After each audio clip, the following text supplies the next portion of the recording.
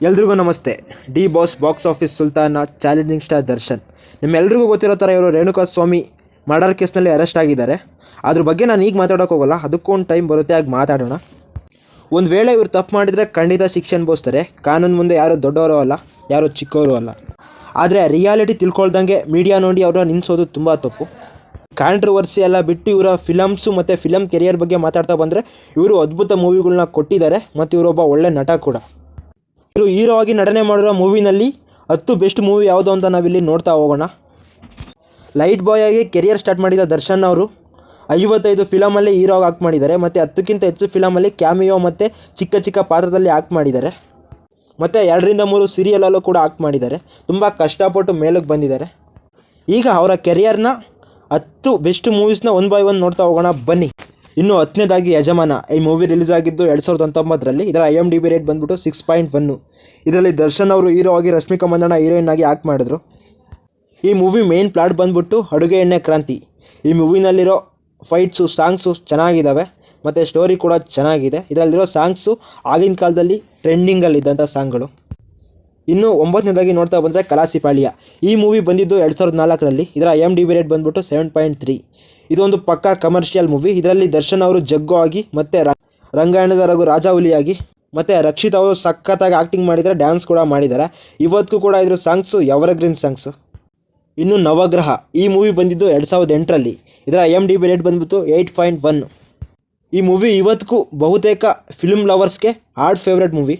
9 ಜನ ಸೇರಿಕೊಂಡು ಅಂಬಾರಿನ ಕದಿಯೋಕ್ಕೆ ಪ್ಲಾನ್ ಹಾಕ್ಕೊಂಡು ಕದಿಯೋದಕ್ಕೆ ಪ್ರಯತ್ನ ಪಡ್ತಾರೆ. ಅದರಲ್ಲಿ ಅವ್ರು ಸಕ್ಸಸ್ ಆದ್ರೆ ಇಲ್ವ ಅನ್ನೋದೇ ಈ ಮೂವಿ ಸ್ಟೋರಿ. ಇನ್ನೇನೋ ಸ್ಟೋರಿ ಹೇಳೋದು, ಆಲ್ರೆಡಿ ನಿಮಗೆ ಸ್ಟೋರಿ ಗೊತ್ತೇ ಇರುತ್ತಲ್ಲ. ಮತ್ತು ಈ ಮೂವಿನಲ್ಲಿರೋ ಸಾಂಗು ಕಣ್ಣ ಸನಿಹ, ಈ ಸಾಂಗ್ನ ಮಾತ್ರ ಯಾವತ್ತಿಗೂ ನಮ್ಮ ಯೂತ್ಸು ಮರ್ತೋಗಲ್ಲ.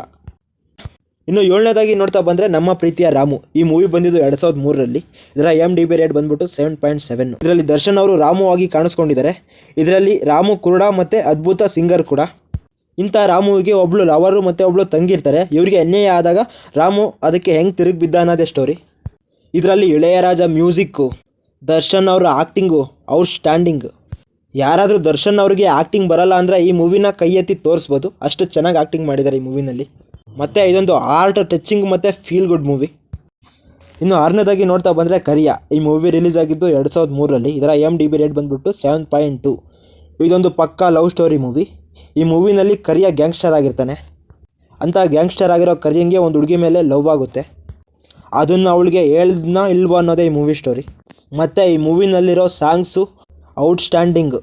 ಇವತ್ತಿಗೂ ಆ ಸಾಂಗ್ಗಳು ಎವರ್ಗ್ರೀನ್ ಸಾಂಗ್ಸು. ಇವತ್ತು ಕೇಳ್ತಾ ಇದ್ದರೆ ಮತ್ತೆ ಮತ್ತೆ ಕೇಳಬೇಕು ಅನಿಸುತ್ತೆ. ಒಟ್ಟಿನಲ್ಲಿ ಈ ಮೂವಿಯಿಂದ ದರ್ಶನ್ ಅವರು ಸ್ಟಾರ್ ಹೀರೋ ಆದರೆ ಪ್ರೇಮ್ ಅವರು ಸ್ಟಾರ್ ಡೈರೆಕ್ಟರ್ ಆದರು. ಇನ್ನು 5ನೇದಾಗಿ ನೋಡ್ತಾ ಬಂದರೆ ಮೆಜೆಸ್ಟಿಕ್ಕು. ಈ ಮೂವಿ ಬಂದಿದ್ದು 2002ರಲ್ಲಿ. ದರ್ಶನ್ ಅವರು ಹೀರೋ ಆಗಿ ಈ ಮೂವಿಯಿಂದನೇ ಡೆಬ್ಯೂಟ್ ಮಾಡಿದ್ದು. ಇದರ IMDb ರೇಟ್ ಬಂದ್ಬಿಟ್ಟು 7.9. ಮೆಜೆಸ್ಟಿಕ್ನ ಕಸದ ತೊಟ್ಟಿಗಳಲ್ಲಿ ಬೆಳೆದಂಥ ದಾಸ ಹೆಂಗೆ ಒಬ್ಬ ಗುಂಡ ಆಗಿ ಪರಿವರ್ತನೆ ಆದ ಮತ್ತು ಸಮಾಜವನ್ನು ಹೆಂಗೆ ನಡೆಸ್ಕೊಳ್ತು ಅನ್ನೋದೇ ಈ movie story. D boss fans already ಈ ಮೂವಿ ನೋಡಿರ್ತೀರ. ನೀವೇ ಹೇಳ್ರಿ ಹೆಂಗಿದೆ ಈ ಮೂವಿ ಅನ್ನೋದು ಕಮೆಂಟ್ನಲ್ಲಿ. 4ನೇದಾಗಿ ನೋಡ್ತಾ ಬಂದರೆ ಕುರುಕ್ಷೇತ್ರ. ಈ ಮೂವಿ ಬಂದಿದ್ದು 2019ರಲ್ಲಿ. ಈ ಮೂವಿ ಈಗಿನ ಜನ್ರೇಷನ್ಸ್ಗೆ ಅಷ್ಟು ಇಷ್ಟ ಆಗ್ದಲೇ ಇರ್ಬೋದು, ಯಾಕಂದರೆ ಸ್ಕ್ರೀನ್ ಪ್ಲೇ ಅವೆಲ್ಲ ಹಳೇ ಕಾಲದ ಮೂವೀಸ್ ಥರ ಇದೆ. ಬಟ್ ಇದರಲ್ಲಿ ದುರ್ಯೋಧನ ಆಗಿ ಆ್ಯಕ್ಟಿಂಗ್ ಮಾಡಿರೋ ದರ್ಶನ್ ಅವ್ರ ಆ್ಯಕ್ಟಿಂಗ್ ಅಂತು, ಕರ್ಣ ಆಗಿ ಆ್ಯಕ್ಟಿಂಗ್ ಮಾಡಿರೋ ಅರ್ಜುನ್ ಸರ್ಜಾ ಅವ್ರ ಆ್ಯಕ್ಟಿಂಗ್ ಅಂತು, ಅಭಿಮನ್ಯು ಅವ್ರು ಆ್ಯಕ್ಟಿಂಗ್ ಮಾಡಿರೋ ನಿಖಿಲ್ ಕುಮಾರಸ್ವಾಮಿ ಅವ್ರ ಆ್ಯಕ್ಟಿಂಗ್ ಅಂತೂ ಔಟ್ ಸ್ಟ್ಯಾಂಡಿಂಗ್ ಆಗಿದೆ. ಅದರಲ್ಲೂ ದರ್ಶನ್ ಅವರಂತೂ ಎಲ್ಲರನ್ನೂ ಡಾಮಿನೇಷನ್ ಮಾಡಾಕಿದ್ದಾರೆ. ಅದ್ಭುತವಾಗಿ ಆ್ಯಕ್ಟಿಂಗ್ ಮಾಡಿದ್ದಾರೆ. ಇದರಲ್ಲಿ ದರ್ಶನ್, ಅಂಬರೀಷ್, ಅರ್ಜುನ್ ಸರ್ಜಾ, ರವಿಚಂದ್ರನ್ ಎಲ್ಲರೂ ಕೂಡ ಚೆನ್ನಾಗಿ ಆ್ಯಕ್ಟಿಂಗ್ ಮಾಡಿದ್ದಾರೆ.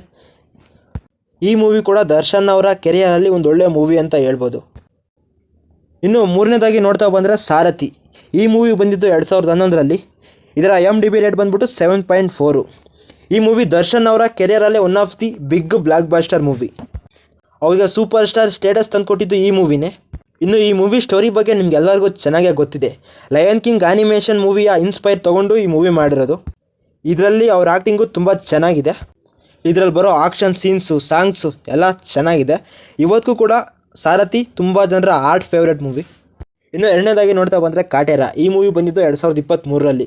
ಇದು ದರ್ಶನ್ ಅವರ ಕೆರಿಯರಲ್ಲೇ ಬಿಗ್ಗೆಸ್ಟ್ ಬ್ಲಾಕ್ ಬಾಸ್ಟರ್ ಮೂವಿ. ಇದರ IMDb ರೇಟಿಂಗ್ ಬಂದ್ಬಿಟ್ಟು 7.4. ಈ ಮೂವಿನಲ್ಲಿ ದರ್ಶನ್ ಅವರ ಆ್ಯಕ್ಟಿಂಗು ತುಂಬ ಚೆನ್ನಾಗಿದೆ. ಈ ಮೂವಿನಲ್ಲಿ ಜಾತಿ ವ್ಯವಸ್ಥೆ, ಮರ್ಯಾದಾ ಹತ್ಯೆ, ಜಮೀನ್ದಾರಿ ಪದ್ಧತಿ ಬಗ್ಗೆ ತುಂಬ ಚೆನ್ನಾಗಿ ಹೇಳಿದ್ದಾರೆ ಡೈರೆಕ್ಟ್ರು.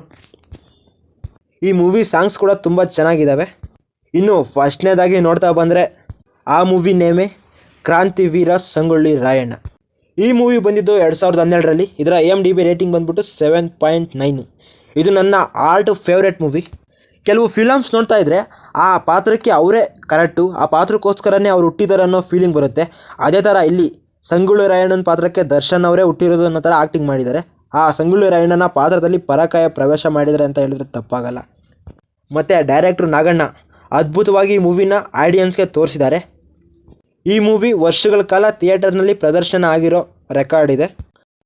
ಇದಾಗಿತ್ತು ಇವತ್ತಿನ ನಮ್ಮ ಮೂವಿ ಲಿಸ್ಟು. ಈ ಮೂವಿನಲ್ಲಿ ನಿಮ್ಗೆ ಯಾವುದಾದ್ರೂ ಮೂವಿ ಇಷ್ಟ ಆಗಿದ್ರೆ ಆ ಮೂವಿ ನೇಮ್ನ ಕಮೆಂಟ್ ಮಾಡಿ, ಅಥವಾ ನಿಮ್ಗೆ ಯಾವುದಾದ್ರೂ ಇಷ್ಟ ಆಗಿರೋ ಮೂವಿನ ನಾವಿಲ್ಲಿ ಮೆನ್ಷನ್ ಮಾಡಿಲ್ಲ ಅಂದರೆ ಆ ಮೂವಿ ನೇಮ್ ಕೂಡ ಕಮೆಂಟ್ ಮಾಡಿ.